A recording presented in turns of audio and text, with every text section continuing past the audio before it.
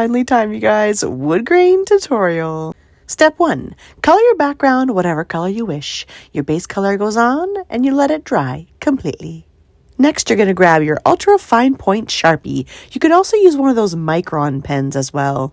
And now this is where the magic happens. I just go in and I start doing these long, quick swirl lines in different directions all over, randomly, wherever I want to put them. And like, as you can see, I put the swirl part on the top, on the bottom, the left, the right, upside down, right side up. You get the point. Just random and all over, and long and skinny and squished together. Then, once you have your so-called knots, you're going to go in along the knot as if it's a straight line, but then it curves around the knot and keeps going straight again. So I do that around every knot portion, and then on one side, and then on the other side, I do a little bit of a curve around and a straight line again. You can see it better here rather than me explaining it. And what you're also seeing here is in real time.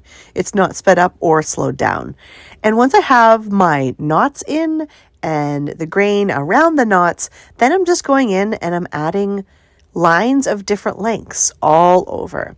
And my biggest tip here is when you get around an object or at the edge of the paper, make sure you're making it look like the line is coming from under the object. For example, the pumpkins you see there, you don't want to start the line, like have the pumpkin and then a space and then start the line for all the lines, because then it won't look like the pumpkin is sitting on the floor, if that makes sense. So just make sure you have some of the lines that basically come from under the items that are on the floor. And again, here's just a new section in real time showing me go in with the knots, long and skinny, all over, randomly, and in different directions. And I'm sure you get it by now, but after you're done your knots, you go in with kind of a straight line, quick curve around the knot, back to straight again, and on the other side, and do that for all of your knots. Once you have your little knots being hugged by the grain, then again, we're just going back with random lines, short, medium, long, all over, random places. And again, reminder, make sure some of them are coming from under the objects. Et voila! After that, this is what your full wood grain texture looks like all over. And I'm just showing you different pages here with the exact same technique.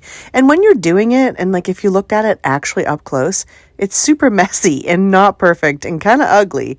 But when you look at it as a whole, it just adds like dimension and intrigue to the whole image. And lastly, we have Marvin and Molly with their hardwood floor. Okay, bye!